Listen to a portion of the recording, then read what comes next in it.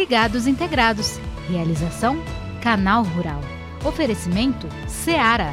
Surpreenda-se com Seara. Vamos conversar agora com o presidente executivo da Asgave e da Combrasul Ovos, Eduardo Santos, para entender os detalhes do setor. Eduardo já está aqui com a gente. Bom dia, seja muito bem-vindo, Eduardo.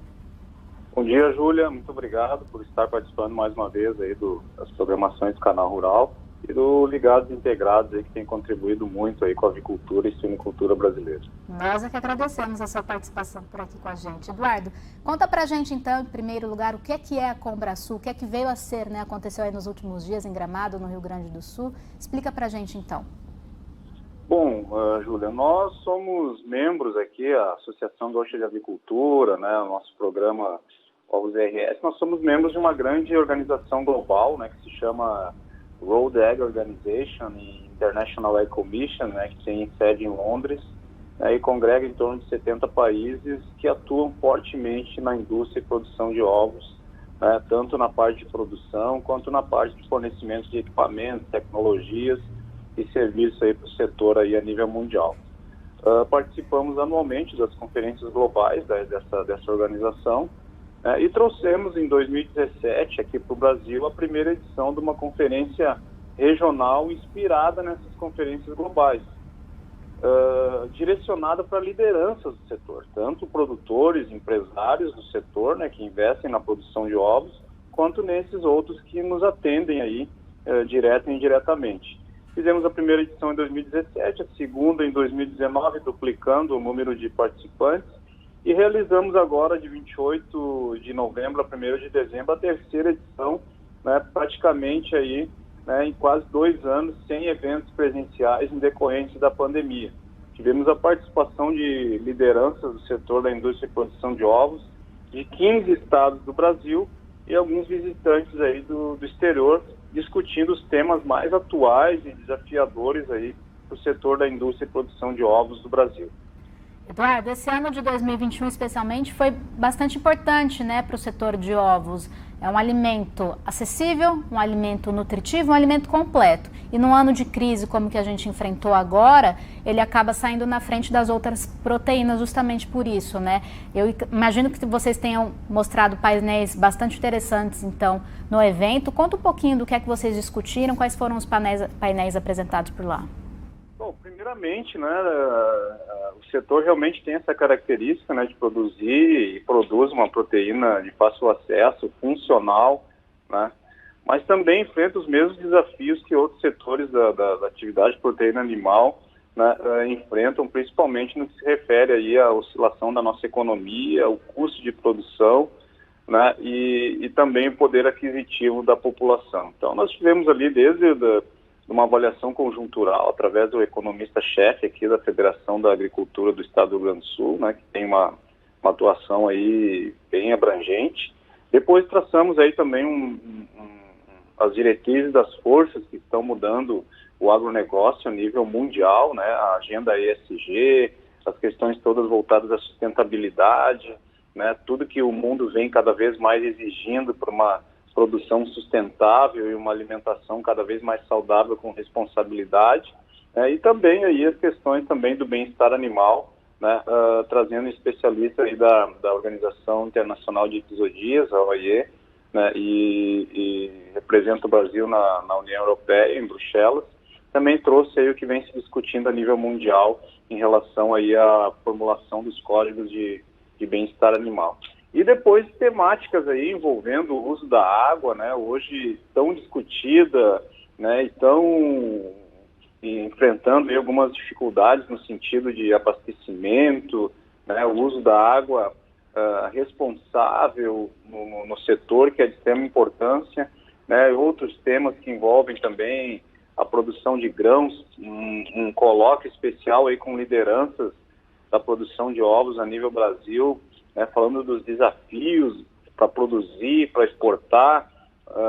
Enfatizamos muito a necessidade de ampliar as exportações do setor de produção de ovos, que ainda hoje não chega a 1% da produção, e a gente vê um crescimento aí, né, dos empreendimentos, dos investimentos no setor, e nós precisamos então trabalhar muito forte, né, a abertura né, com maior amplitude das exportações brasileiras da indústria de produção de ovos, seja o ovo in natura quanto o ovo processado, né, ovo líquido, ovo em pó, né, e também, né, temos espaço para aumentar ainda mais o consumo per capita no Brasil, que hoje oscila numa média de 255 ovos per capita ano, né, e nós podemos chegar aí até 365 nos próximos anos, né, que inclusive é um desafio global de alguns países que também fazem parte dessa organização mundial. Pois é, você falou aí dos custos de produção, né? A gente vem falando aqui que os produtores de frangos de corte, de suínos, e acredito que os produtores de ovos também, né? Estão enfrentando aí alguns desafios relacionados aos custos de produção, custo do milho, custo da soja. Vocês falaram também de nutrição animal?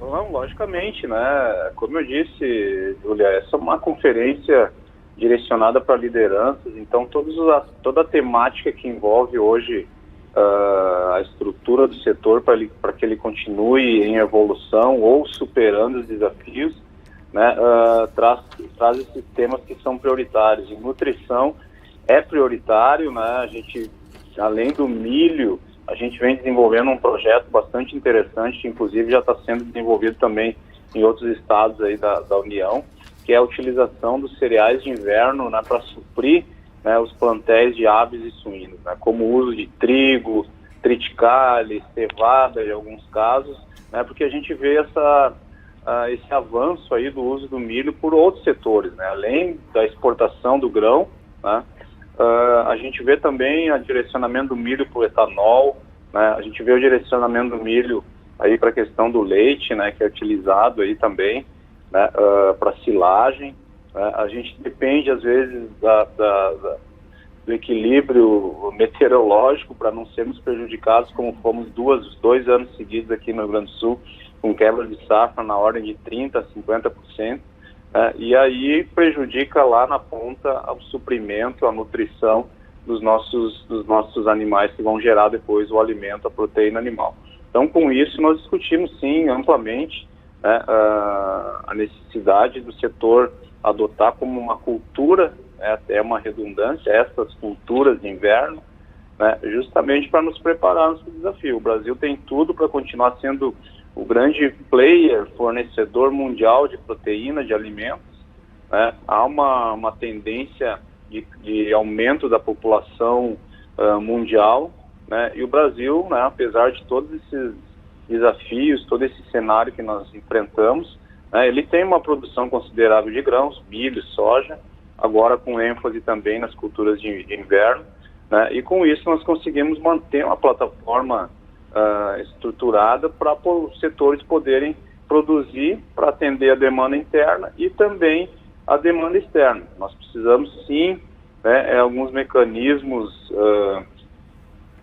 de desburocratização de alguns processos aí para importar grãos quando necessário, né, tirando a carga tributária, justamente para o setor continuar, porque além da geração da proteína, nós geramos empregos diretos, atividades no campo e outras atividades para outros setores que nos atendem diretamente. Eduardo, nosso tempo é curtinho, mas eu recebi aqui pelo YouTube a pergunta de um telespectador. Vamos ver se a gente consegue respondê-lo rapidinho, então. É o Rafael Martins. Bom dia, pessoal. Um abraço. Bom dia para você, Rafael. Na atualidade, uma recomendação para um produtor rural. Na realidade, uma recomendação. Vocês indicam construção de granja de postura? Falando de mercados futuros, qual é a tendência do mercado de ovos? Ainda ontem a gente estava conversando com um especialista do CPEA e recebemos também uma pergunta de um telespectador sobre exportação de ovos. A gente consegue falar um pouquinho sobre esse mercado rapidamente, Eduardo? Olha, o que nós podemos dizer é que tanto para a produção de ovos quanto carne, né, o cenário é sempre desafiador. Nós vivemos num país que a economia oscila a todo tempo e ela está ligada indiretamente com a gestão política do país. Então, quando nós vamos empreender, né, em qualquer um desses setores, nós já temos que ter a consciência que nós vamos trabalhar com risco, né? Agora, aquele produtor que quer entrar no setor e buscar a atualização permanente, buscar hoje os conceitos que estão se usando para otimizar toda a parte de produção e custos. Aquele produtor que busca o planejamento, ele tem chance, sim, independente do setor de ovos, setor de carnes, né, de e prosperar no negócio. Agora, eu volto a dizer, a gente vive num país que tem uma oscilação, que tem uma certa tendência, às vezes, de ter alguns impactos aí na economia em detrimento à gestão política do país. Agora, empreender num setor que produz alimentos, né, é apostar justamente num setor que nunca vai acabar. É um setor que sempre vai ser necessário para a sobrevivência da população. E nós produzimos, por exemplo, ovos e carne de frango em larga escala, para atender a demanda nacional e internacional. Nós temos que correr riscos, mas seguir em frente junto, né, com todo o conhecimento necessário. Exportação é um leque que se abre para o Brasil em vários setores. No setor de ovos ainda exportamos muito pouco, mas com todo o engajamento que nós estamos tendo, né, com movimentos como esse da Conferência Brasil-Sul da Indústria e Produção de Ovos, que traz a temática internacional, né, justamente para a gente poder ver os melhores caminhos de expandir aí a nossa produção de ovos no mercado externo. Tá certo, Eduardo. Fica o convite para você voltar para a gente conversar mais, viu? Muito obrigada pela sua participação. Abraço. Fico à disposição. Um grande abraço a todos. Abraço.